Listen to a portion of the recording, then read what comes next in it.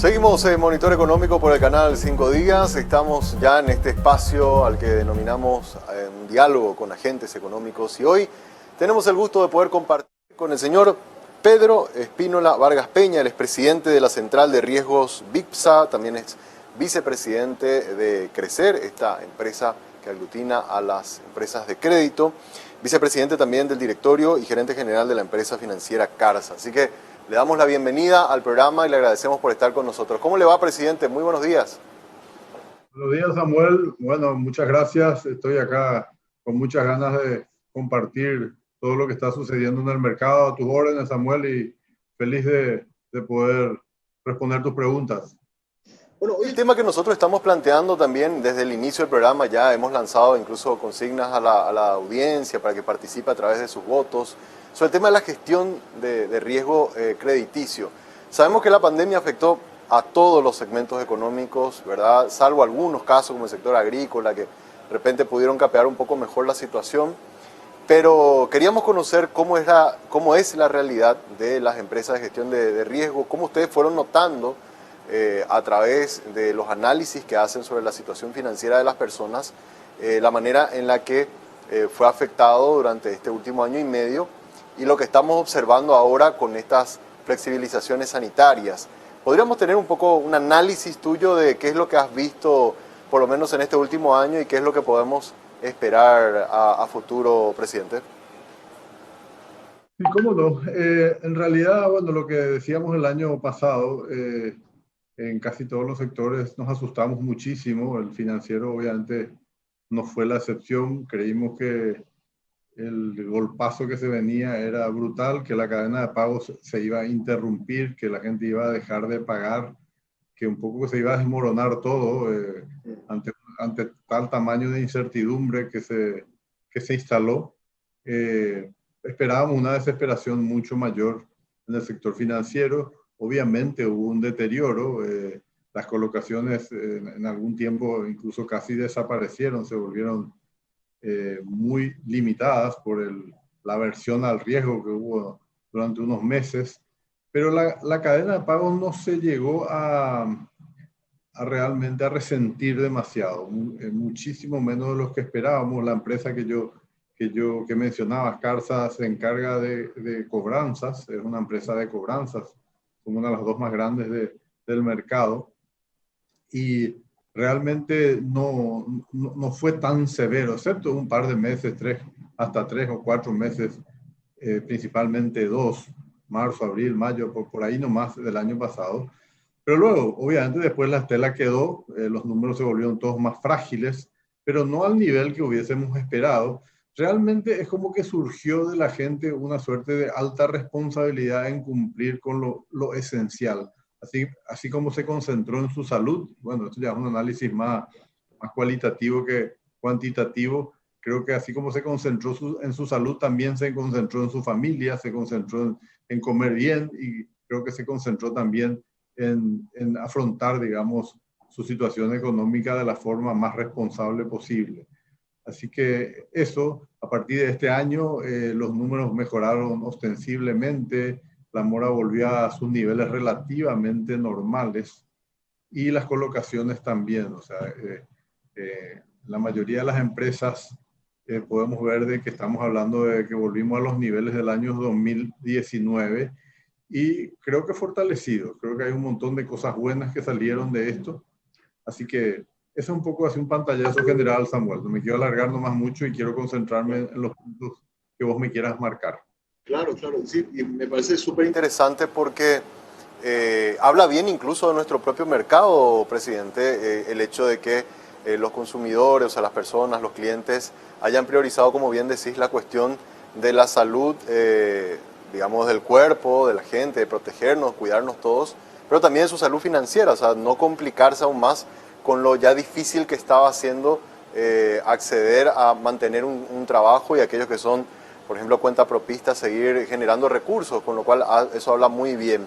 En cuanto a la cuestión de la mora, ¿a cuánto llegó a ascender la mora y cuál es ese nivel normal al que usted se refería y al que está acostumbrado al mercado? Mira, yo soy un fanático de los indicadores. creo que el viejo adagio de todo lo que se mide tiende a mejorar es demasiado cierto, pero sobre todo los indicadores son buenos para gestionar instituciones, empresas, organizaciones. Eh, Uno tiene normalmente un panel de control donde ve un montón de indicadores y que en la suma de ellos uno va generando decisiones de cómo gestionar. Ahora, cuando tomamos los indicadores así como a nivel de opinión pública general, o el Producto Interno Bruto, eso la mora, el sobreendeudamiento, es información sumamente incompleta para poder, digamos, ponerle el termómetro a todo el sistema. Yo no soy un fanático de hablar, la mora aumentó 3 puntos, disminuyó 2 puntos, y con eso sacar conclusiones, estamos peor, estamos mejor. Aparte tenemos un déficit enorme de calidad de información. Ahí es donde nosotros como VIXA estamos entrando creo que a paliar bastante esa situación. Pero en realidad el mercado tiene una central de riesgo de hace mucho tiempo, que es la que maneja el Banco Central del Paraguay, donde aparecen números oficiales, pero con la limitación que solamente, digamos, la información que está ahí es la de los bancos y la de las financieras, que son empresas que están más focalizadas en el sector corporativo, excepto unas pocas que llegan a personas, a la banca de personas, o la banca de consumo, o el consumo, como se denomina desde hace como 20 años, que incurrió en Paraguay este tipo de productos. Y ahí en esa central de riesgo vemos niveles de mora de un dígito, que, digamos, nos desesperamos cuando baja incluso porciones de ese un dígito. Cuando nos vamos a la banca de consumo, en donde ya VIX así es un jugador importante, porque maneja esa información, que después te la diré en más detalle, sí ya estamos hablando de moras de 2 dígitos, ¿verdad? Pero si queremos sacar así un porcentaje como para poder entender a cuánto se deterioró la mora con la pandemia, yo diría que se deterioró en un 20 o un 30% del indicador de mora que, digamos, en ese momento estaba instalado dependiendo de dónde lo sacas al indicador, ¿verdad? O sea, no es un empeoramiento un cataclismo donde se derrumbó, digamos, o en este caso aumentó, ¿verdad? O sea, el indicador cuando aumenta es malo, ¿verdad? No es así, ¿verdad? Realmente no llegó al 50% de empeoramiento el indicador de mora. Creo que con eso quiero responderte lo que realmente te interesa, digamos, que es el deterioro, cómo impactó el deterioro de la pandemia en el cumplimiento de la agenda.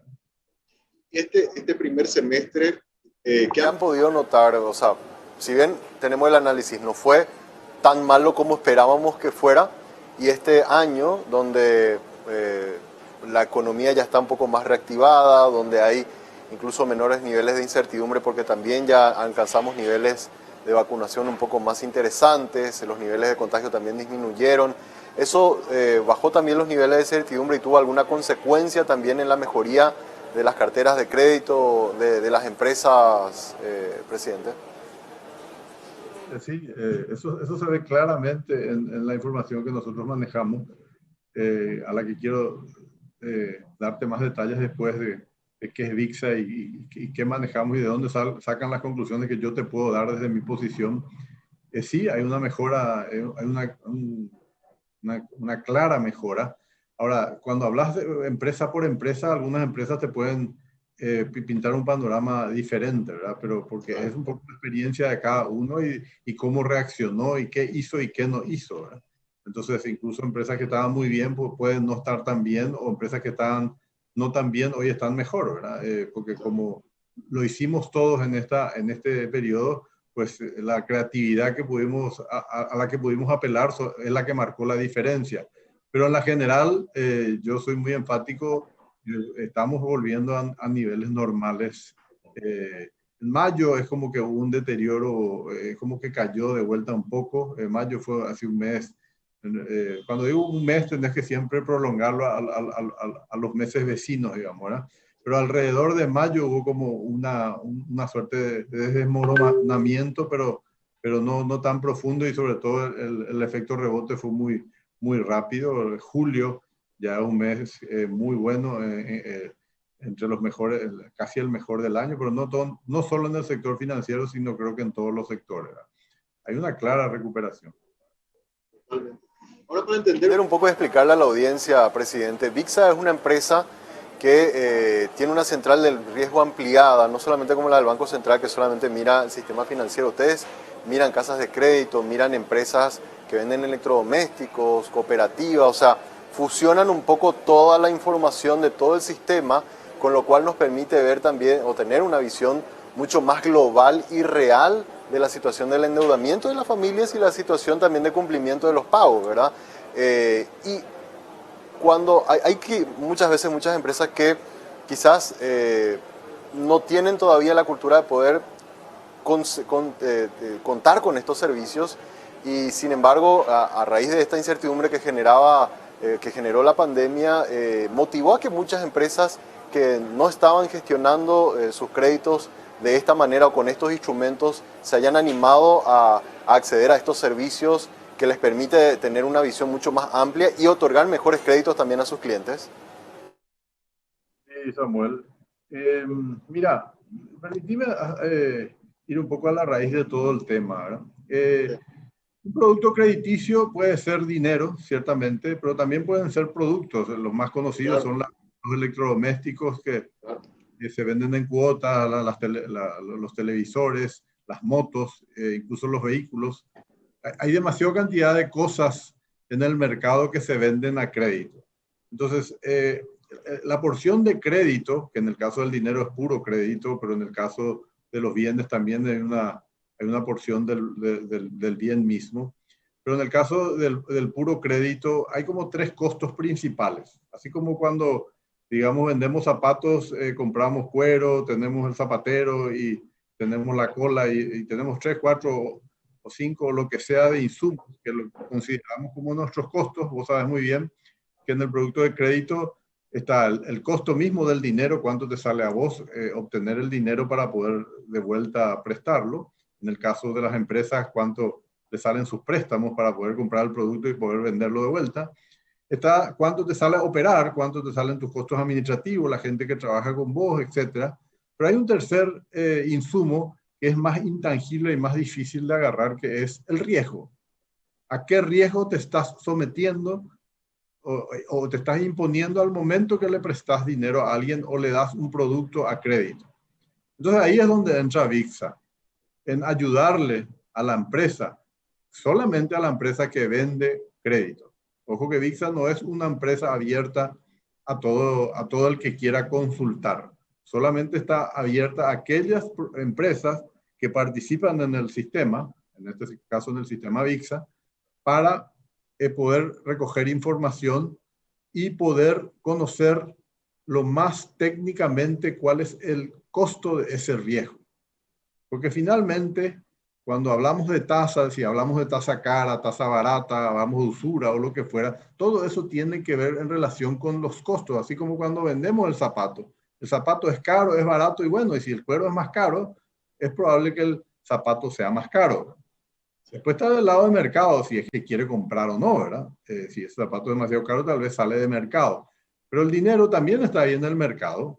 Si hay algo que es seguro, que hay libre competencia, hay un montón de empresas que proveen el servicio o que venden motos o que venden electrodomésticos. Entonces el mercado, si compra, significa que hay apetito. Y por el lado de los costos está el componente del riesgo. Y entonces el empresario quiere saber cuánto sale ese riesgo. Así hablando mal y rápido, es cuánto de tu cartera no te van a devolver y se convierte en pérdida, lo cual se traduce en un costo, ¿verdad?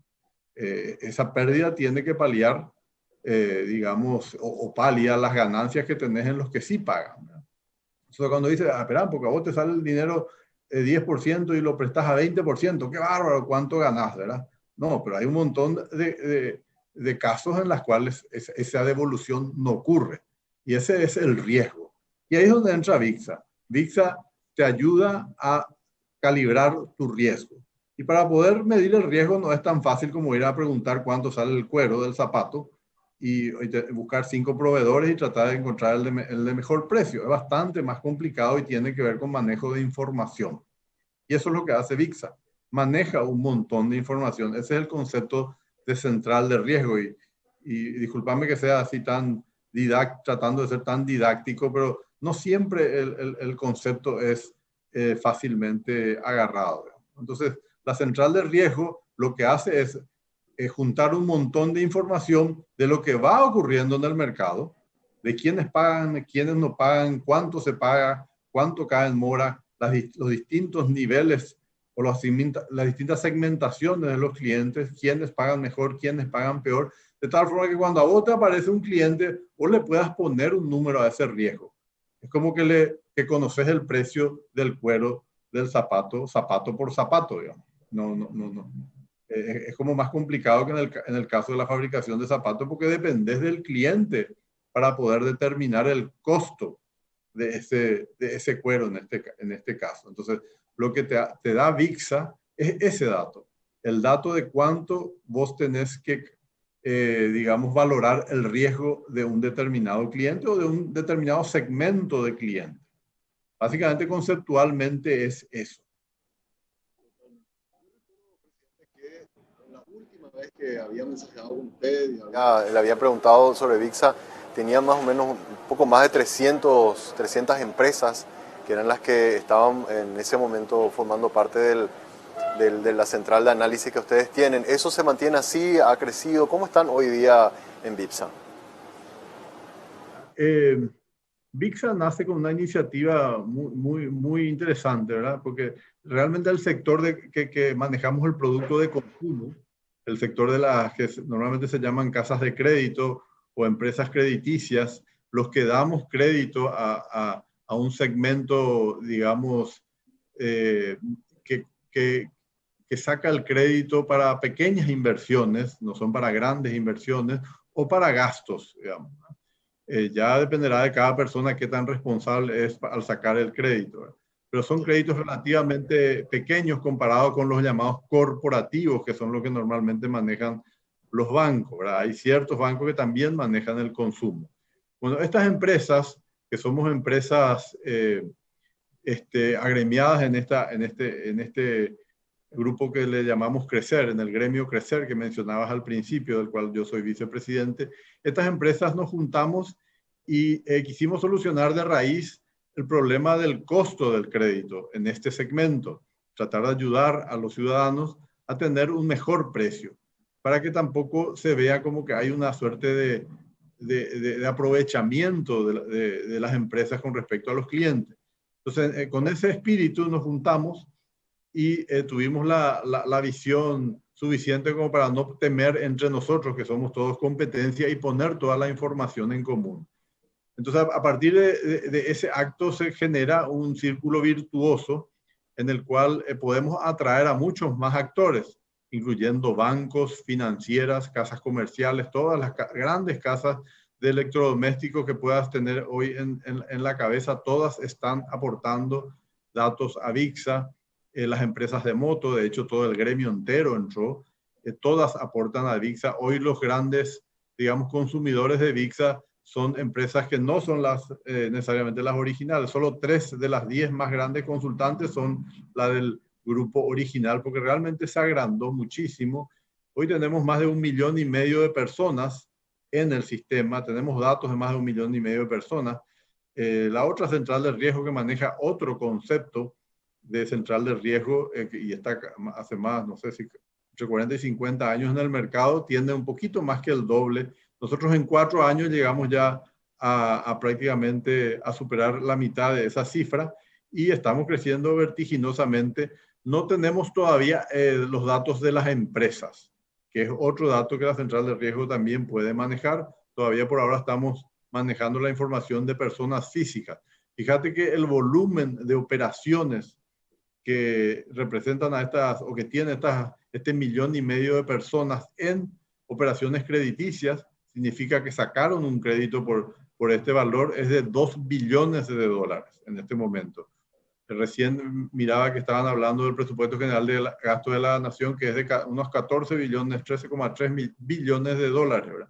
Fíjate que esta cifra que yo te doy es el 15% de todo el presupuesto general de gastos de la nación, que está ahí en VIXA y nos permite sacar números estadísticos muy asertivos y le permite entonces así digamos, a la empresa que consulta poder conocer ese costo del riesgo y ahí entonces ser más competitivo. Lo que estamos viendo en el mercado es que el cliente cada vez es más sensible al precio, lo cual antes no era así. La gente lo único que quería es cuánto es mi cuota y ni siquiera se fijaba mucho en el plazo, ¿verdad? O sea, bueno, voy a entrar a pagar cierta cuota, si puedo pagar la cuota, pues ahí voy, ¿verdad? La sensibilidad al precio, como quien compra un zapato y quiere saber si el zapato es más caro o más barato, aumenta en este mercado y digamos, esta herramienta le permite al empresario hoy poder empezar a competir fuertemente en precio. Digamos. O sea, VIXA es eso, es una central de riesgo con la información, con la base de datos de un montón de empresas, muchas de ellas fundadoras, pero otras que no son y tienen categoría de clientes, no son necesariamente accionistas, digamos. Y todas esas bases de datos se ponen en común y de ahí sale la información. Tengo el resultado, quiero compartir contigo, presidente, el resultado de un sondeo que hicimos desde que comenzó el programa y comentarte un poco estos números a ver qué te parece. Le hicimos la pregunta a través de nuestras redes sociales a la gente que nos está siguiendo en la televisión. Le dijimos, ¿cuál es su situación con el pago de sus compromisos de crédito? Le estamos preguntando. Y las respuestas que tenemos son las siguientes. Un 60% nos dice que están al día, un 16% nos dicen que tienen algún leve retraso, un 13% nos dice que están con mucho retraso y un 10% nos dicen que ya no pueden pagar sus créditos. Estos números que nos están diciendo los televidentes en un sondeo así rapidísimo que hacemos en redes sociales, ¿tienen algún reflejo, algo de la realidad de lo que ustedes ven a la hora de hacer las gestiones de riesgo de las personas que solicitan financiar algún tipo de préstamo o algún servicio, presidente? Sí, como bien sabes, la asertividad de las estadísticas dependen del tamaño de la muestra, ¿verdad? Sí, cuando claro. es más grande, tienden a acertar más y a ser más rigurosa, ¿verdad? Con muestras pequeñas, pero siempre es interesante conocer a nivel de opinión este tipo de cosas, ¿verdad? Yo te diré que en cuanto al día es un poco más alto que eso, pero no mucho más alto. La gente que está al día, y está al día y el hasta 30 días de atraso, digamos. En nuestro mercado y en el segmento de consumo, atrasarte hasta 30 días es como casi estar al día, digamos. La gente dentro del mes paga, entonces ahí sube bastante ese número que vos estás diciendo. O sea, si yo sumo, por ejemplo, este 60% de estoy al día y con un leve retraso, que ponerle puedan ser eso que están con menos de 30 días de retraso, que me elevaría a 76%, por ahí ya me acerco un poco más a la realidad. Un poquito, tal vez estamos por los 70%, digamos, los que están relativamente bien, digamos. Ahora, el otro número, la otra punta del espectro, porque ahí tenés después distintas moras en los distintos tramos, ¿verdad? Eso es muy interesante cuando decimos cuál es la mora del sistema y depende de qué mora me hablas, ¿verdad? Está la mora de más de un día, la mora de más 30 días, la más de 60, la más de 120, está así, es que está separando un pedazo de la cartera al medir la mora. O sea, hay demasiados juegos ahí que te varían el número de mora. Pero concentrándome en tu pregunta, el otro número que hablaste como de, no sé si 10% más o menos de gente que no puede. Sí, con mucho retraso, 13%, ya no puedo pagar, nos dijo un 10%. Yo te diría que nuestra muestra es bastante menor, ese 10%. Las empresas, digamos que en mi opinión, no administran demasiado bien el riesgo, tienen esos niveles de pérdida incluso, ¿verdad? Del 10%. Pero acá te puedo dar un dato duro. No sé si vos me puedes permitir compartir una pantalla, porque a mí me gusta mucho este gráfico. Compañeros que están en controles, le puedo pedir a Alejandro si podemos habilitarme. El único que te quiero mostrar, y es la famosa historia del nivel de endeudamiento o la expresión esta que es relativamente ambigua también del sobreendeudamiento del mercado, que la gente está sobreendeudada y que ya no puede luego pagar y todo el mundo está acogotado, digamos. Presidente, ahora me dice que ya está habilitado para compartir pantalla. Ahí sí es que ves este gráfico. Sí, vemos. A ver si está grande un poco. Ahí está marcada la fecha abajo, dice 2017, dice septiembre del 2017, que es el momento en el cual VIXA empieza a operar, ¿verdad? Cuando empieza a operar, su base de datos tampoco era demasiado grande, entonces, como decíamos hoy, en la medida que tu universo es grande, hay mayor asertividad, entonces podemos ser prudentes en este 18,38%. ¿Y a qué se refiere el 18,38%? A esto que dice arriba, al porcentaje de personas con compromiso de cuotas mayores al 40% del ingreso declarado. Estar endeudado por un número mayor al 40% de tu salario es probable que no estés pagando todas tus deudas. Entonces, para poder ponerle un indicador al sobreendeudamiento, nosotros dijimos, aquellas personas que deben más del 40% de su salario están sobreendeudadas y es probable que no estén pagando más sus compromisos, digamos, ¿verdad? Bueno, claro que si nos vamos a estándares internacionales, este 40% incluso es muy alto, digamos. Podríamos bajarlo al 25%, etcétera, ¿verdad? Pero para tomar cifras pragmáticas en base a nuestra realidad, porque sabemos que en nuestro mercado la gente también tiene otros ingresos, aparte de sus ingresos declarados de salario, digamos.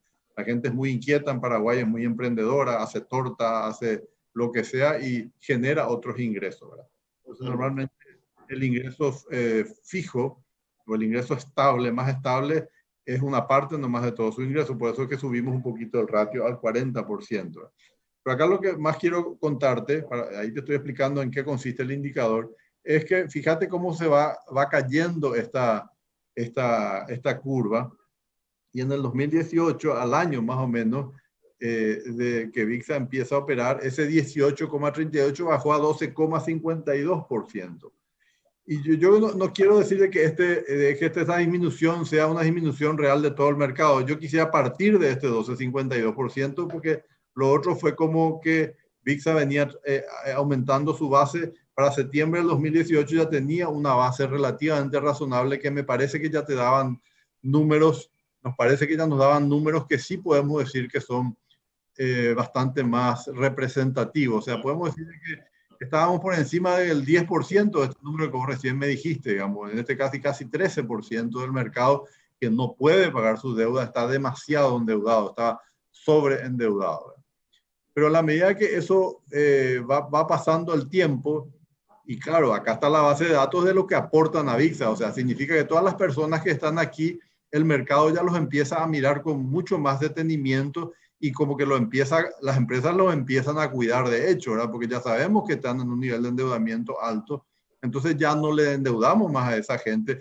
Al recibir la información de VIXA, aparece, no, esta persona es de un riesgo demasiado alto, entonces todos los que están en el sistema y que aportan datos ya no le endeudan a esa persona. Y fíjate cómo empieza a caer, ¿verdad? Estamos al inicio del 19 y cae a niveles de 8, ya para finales del 19 está a niveles de 6. Y fíjate que incluso no generan ningún cambio en todo el 20 cuando cae ya al 3%, que es el valor que realmente yo te diría que es el porcentaje de personas sobreendeudadas. Esto estamos hablando sobre una base de 1,5 millones de personas, o sea, es información estadística robusta y podemos creer en estas cifras. Y todo el año 2020, incluso ya ahora el año 21, se mantiene ya estable. O sea, obviamente no vamos a poder mejorar mucho más que esto. Entonces, el sobreendeudamiento, o hasta ahora no vamos a poder, en realidad, en la medida que podamos hacer una central de riesgo ya combinada con el Banco Central y podamos tener información mucho más rica y pueda la legislación ayudarnos, es probable que bajemos, ¿verdad? Pero con el aporte simplemente de la central de riesgo es probable que este 3,20 aproximada, que a julio del 21 está a 3,23, no vaya a mejorar todavía demasiado, no vaya a mejorar, porque como ves la línea de acá se hizo recta, a diferencia del año anterior que venía desplomándose. O sea, esto es un claro aporte de VIXA al problema del sobreendeudamiento, bajando de niveles de 12, no quiero tomar el número 18 y ya ser tan espectacular, pero sí podemos hablar que del 12 bajamos al 3, o sea, 4 veces, un cuarto del sobreendeudamiento del mercado, podemos decir que pudimos disminuir, digamos, ¿verdad? En nuestra base de 1,5 millones de personas. Y acá demasiado quiero que me tengas un poquito de paciencia, porque te quiero contar que esta base de datos tiene información positiva, eso es lo que la hace muy poderosa. Somos la única central de riesgo del mercado, excepto la del Banco Central, digamos, que obviamente también tiene información completa, pero nosotros somos la única central de riesgo que tiene información positiva de las personas. O sea, todas las personas que pagan al día sus compromisos y que están en la base de datos de VIXA, estas 1,5 millones de personas, nosotros tenemos esa información, por lo que le podemos mostrar a nuestros clientes lo bueno que son esos clientes y lo deseables que son como clientes, porque el riesgo, el costo ese que hablábamos al principio, es muy bajo en esas personas. Entonces, la base de datos, digamos, nuestro insumo principal en VIXA es muy diferente al de la competencia. Tiene información positiva, sabemos todo lo bueno de la gente, no solamente lo malo, ¿verdad? Y otra cosa, y es al día. O sea, la base de datos de VIXA todas las noches se actualiza, todas las noches se la tira a la basura y todas las empresas vuelven a cargar sus bases de datos, todas las aportantes, digamos. Entonces, un banco X, una financiera X, una empresa de electrodomésticos X, o una casa de crédito X, o una cooperativa X que también están, suben de vuelta mediante procesos automáticos, obviamente suben esa base de datos que se están, digamos, alojando en la plataforma Azure de Microsoft, ¿verdad? O sea, que está totalmente blindada. O sea, yo incluso que soy presidente, yo no puedo entrar a la base de datos a mirar la información, digamos, de una empresa específica, digamos. Entonces, eso es demasiado importante para generar la confianza de los aportantes. Entonces, esta información es demasiado rica como para que vos veas que ese número que te estoy dando, que en este caso es 3,20, es altamente creíble, porque la calidad de la información que se genera a partir de la base de datos es muy, muy buena. Presidente, te agradezco muchísimo por el tiempo. Realmente muy buenos los datos que pudimos compartir también con la teleaudiencia. Y bueno, vamos a seguir conversando. Te pedimos que podamos mantenernos también con la gente de producción para poder, después de unos meses, seguir evaluando a ver cómo ya en este segundo semestre se está comportando el mercado y volver a tener una charla similar a esta. Así que gracias, presidente, por tu tiempo. No, a las órdenes, Samuel, cuando quiera. Gracias a vos. Un gusto, presidente. Así estuvo con nosotros el presidente de VIPSA, el señor Pedro Espínola Vargas Peña, hablando hoy, haciendo un análisis bastante interesante sobre cómo está la gestión de riesgo y cómo está la situación también del mercado. Hacemos una breve pausa, a la vuelta seguimos con la parte final ya de Monitor Económico.